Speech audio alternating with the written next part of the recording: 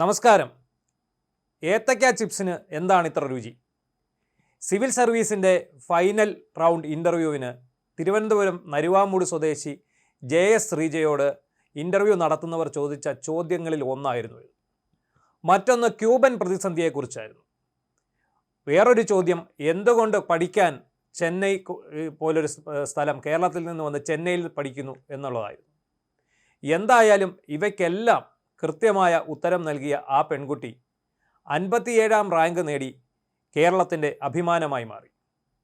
IAS അല്ലെ IFS civil service പരീക്ഷയിൽ rank നേടുക എന്നുള്ളത് നമ്മുടെ മലയാളികളെ സംബന്ധിച്ചിടത്തോളം അതൊരു പുതുമയുള്ള വാർത്തയല്ല. എന്നാൽ തിരുവനന്തപുരം നരുവാമൂട് സ്വദേശി ശ്രീജയുടെ 57ാം റാങ്കിന് വളരെയധികം വിലയുണ്ട്. ആ നേട്ടത്തിന് പിന്നിൽ വലിയ ഒരു കഥയുണ്ട്. വെറും 9ാം ക്ലാസ് വരെ മാത്രം പഠിച്ചിട്ടുള്ള നിർമ്മാണ തൊഴിലാളിയായ ജയകുമാറിൻ്റെ മകളാണ് ശ്രീജ. IAS അല്ലെങ്കിൽ സിവിൽ സർവീസ് സ്വപ്നം കണ്ടുകൊണ്ട് വളരെ മികച്ച തയ്യാറെടുപ്പാണ് ഈ പെൺകുട്ടി നടത്തിയത്. ഈ ശ്രീജയുടെ കഥയാണ് സത്യത്തിൽ റിയൽ കേരള സ്റ്റോറി. പട്ടിണിയുടെയും പരിവട്ടത്തിൻ്റെയും ലോകത്തു നിന്ന് പടിപടിയായി പഠിച്ച് മുന്നേറി ഇന്നിപ്പോൾ കേരളത്തിൻ്റെ നെറുകയിൽ ഇന്ത്യ മൊത്തം അറിയപ്പെടുന്ന ഒരു പോസ്റ്റിലേക്ക് റിക്രൂട്ട് ചെയ്യപ്പെടാൻ ഒരുങ്ങുകയാണ് ശ്രീജ. ശ്രീജയുടെ പഠന രീതിയാണ് നമ്മളെ ആകർഷിക്കേണ്ടത്.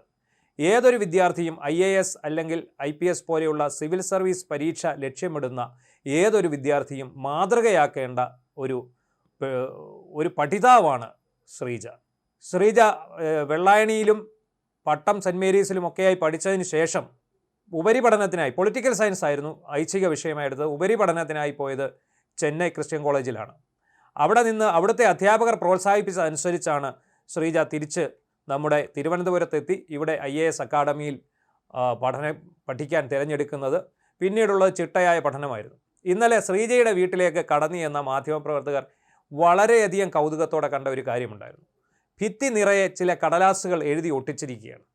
അതിൽ മിഷൻ 2030, മിഷൻ 2030 എന്ന പേരിൽ വെള്ളക്കടലാസിൽ എഴുതി, അതിൽ പേന കൊണ്ട് എഴുതി, അതിൽ മഞ്ഞ നിറം കൊണ്ട് മാർക്ക് ചെയ്ത ചില ലക്ഷ്യങ്ങൾ, ഈ പെൺകുട്ടിയുടെ ലക്ഷ്യങ്ങൾ.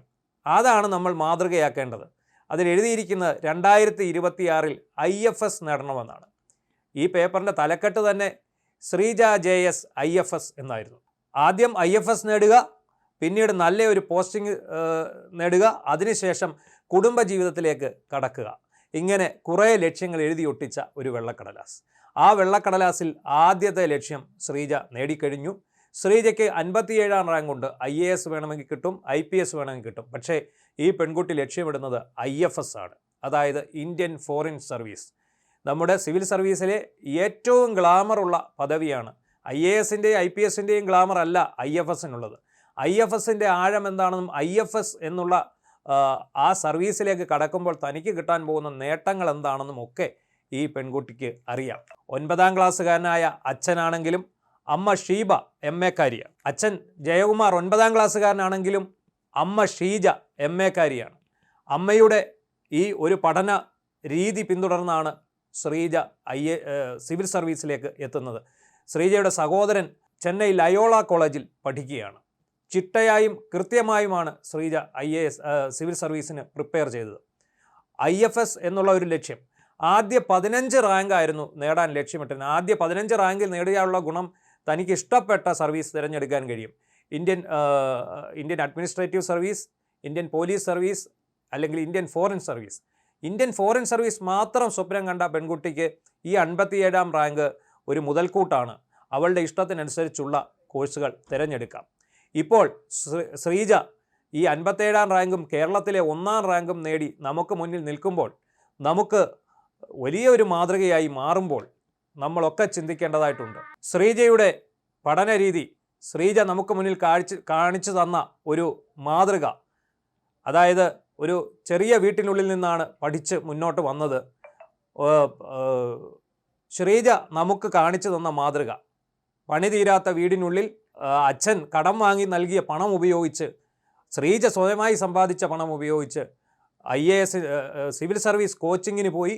ആ കോച്ചിങ്ങിൽ തന്നിൽ അർപ്പിച്ച വിശ്വാസം ഏറ്റെടുത്ത് കേരളത്തിലെ 1ാം റാങ്കുകാരിയായി ശ്രീജ IFS നേടി വിദേശ രാജ്യങ്ങളിൽ ഇന്ത്യയുടെ പ്രതിനിധിയായി പറക്കുമ്പോൾ ഉറപ്പായും ഒരു ത്യാഗ മനോഭാവം, ഒരു അർപ്പണ മനോഭാവം, ഒരു കഠിനാധ്വാനം, ഇതിൻ്റെ എല്ലാം ഒരു വലിയ റിസൾട്ടാണ് നമുക്ക് മുന്നിൽ തെളിയുന്നത്.